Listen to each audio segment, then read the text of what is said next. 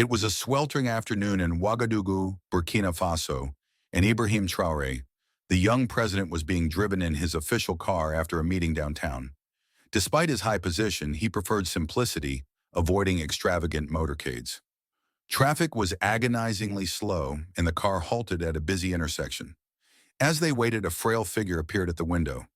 It was a little girl no more than 8 years old, dressed in ragged clothes with a timid smile. She held a makeshift tray filled with packets of peanuts and candies. "Please, sir," she whispered, her voice barely audible over the din of the vehicles. "Would you buy something?" Initially, Traore's security detail attempted to politely usher her away, as they had done in similar situations to protect the president.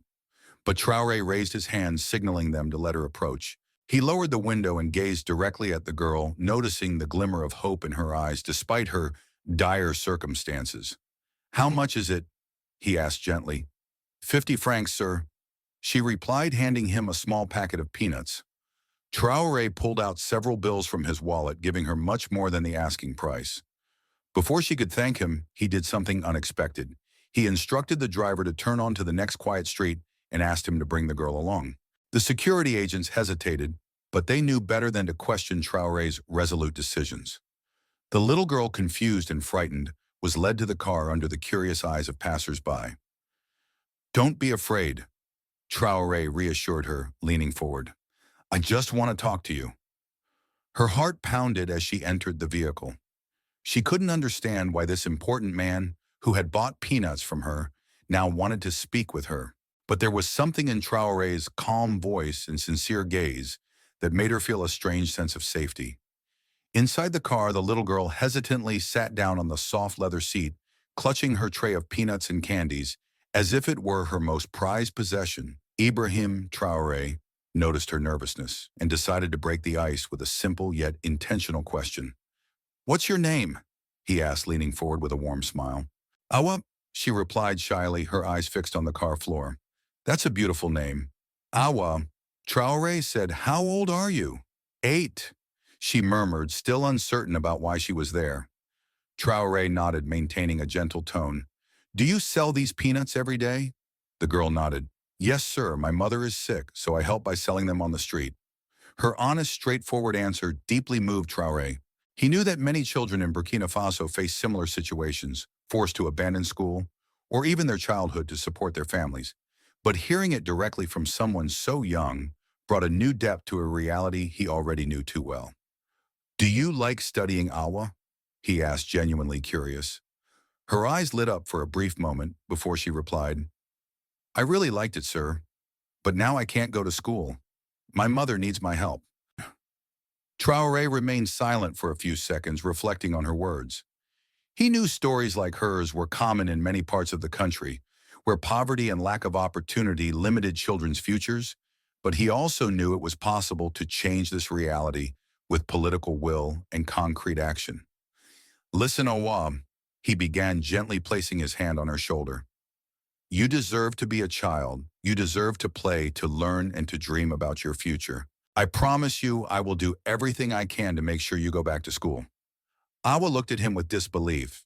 No one had ever promised her anything like that before. To her, going back to school seemed like a distant, almost impossible dream, but there was something in Traore's voice that made her believe that maybe, just maybe, this promise could come true. "Why, sir?" she asked hesitantly. "Why would you do that for me?" Traore smiled thoughtfully. "Because you matter, Awa. Because every child in this country matters. And because I know that people like you can change the future of Burkina Faso." The young girl lowered her head again, visibly moved. She didn't know what to say, but her heart was full of gratitude. After a few more minutes of quiet conversation, Traore asked the driver to return to the spot where they had found Awa. Before letting her go, he handed her a notebook and a box of colored pencils. "This is for you to start writing your dreams, Awa," he said with an encouraging smile. "And soon we'll make those dreams come true." Awa accepted the gifts with trembling hands, mumbling a sincere thank you as she stepped out of the car. The security agents and bystanders watched the scene with curiosity. Some discreetly applauded, while others simply looked on with admiration at the leader, who had paused his day to help a simple street vendor. After leaving Awa at the same place where he found her, Ibrahim Traore couldn't stop thinking about the young girl's situation and the countless other children like her scattered across the streets of Ouagadougou and the rest of Burkina Faso. He knew that promises alone would not solve the problem. It required urgent and effective action. Back at the presidential palace, Traore convened an emergency meeting with his team of advisors and social policy experts.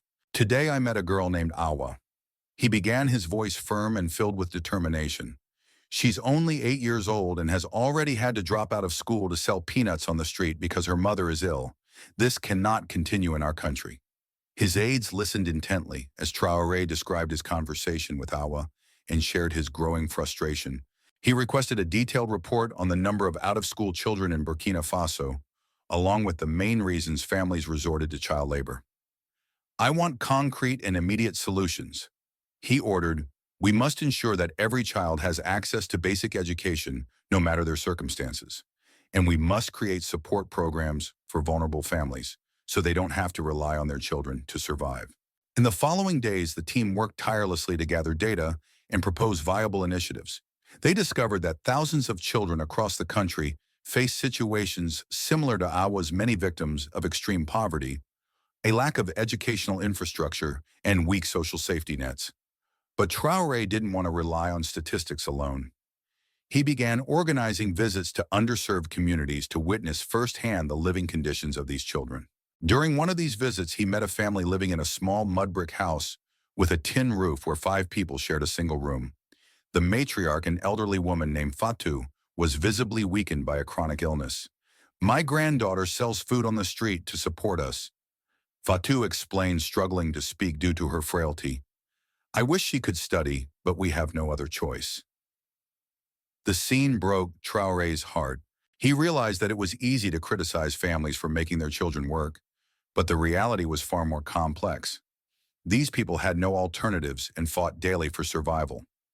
During the investigation, Traore also received alarming reports about the dangers street children faced. Many had been victims of exploitation, abuse, and violence. Others had fallen into illegal activities like drug trafficking or theft. Due to a lack of legitimate income options, determined to change this reality, Traore tasked his team with designing an emergency plan that would provide immediate aid to vulnerable families, while laying a foundation for long-term solutions. The plan included distributing food baskets, offering free medical care to sick parents, and establishing temporary shelters for children without a safe place to sleep. At the same time, Traore began seeking support from international organizations and NGOs. He understood that solving such a widespread issue would require collaboration and resources beyond what Burkina Faso could provide alone. These efforts quickly gained attention. Several global entities pledged their support, and while work continued behind the scenes, Traore's mind often returned to Awa. She had become the symbol of the countless children whose futures were being stolen by poverty and neglect. He was determined to ensure that her story and those like hers would have a happy ending. Just a few days after the encounter at the traffic light, Ibrahim Traore decided to personally oversee the implementation of the measures intended to help children like Awa.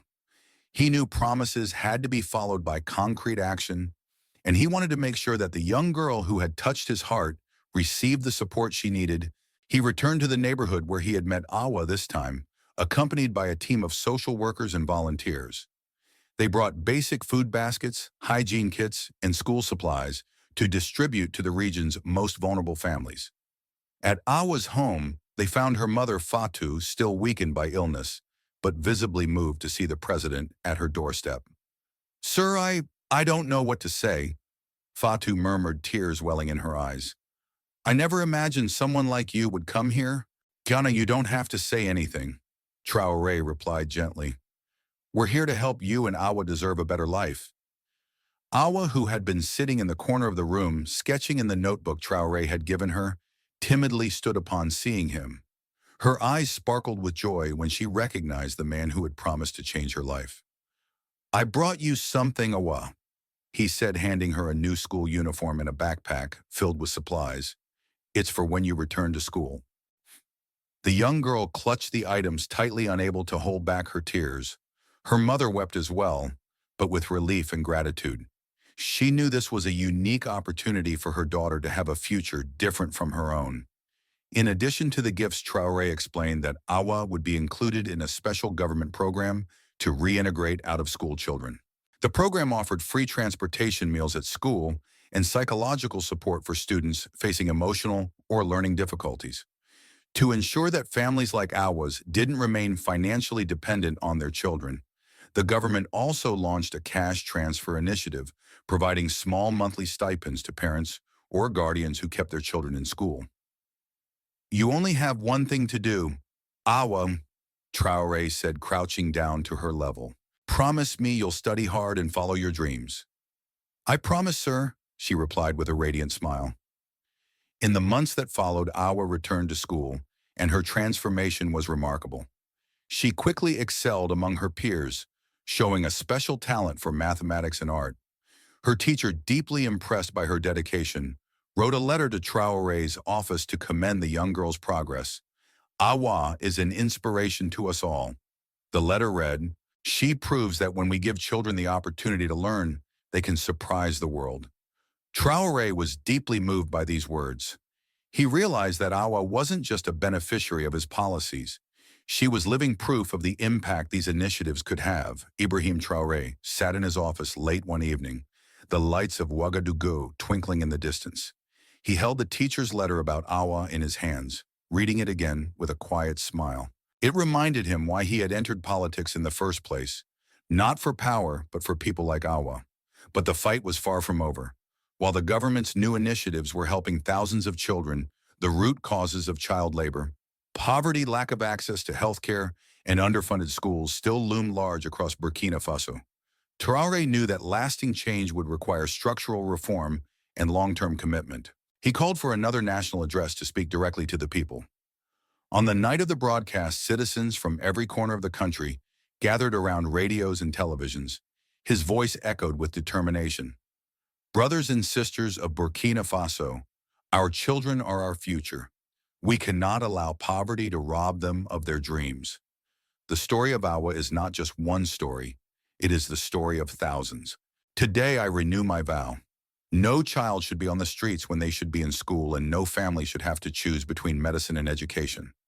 The speech sparked a wave of national support. Civil society groups, faith leaders, youth organizations, and even private businesses pledged to do their part.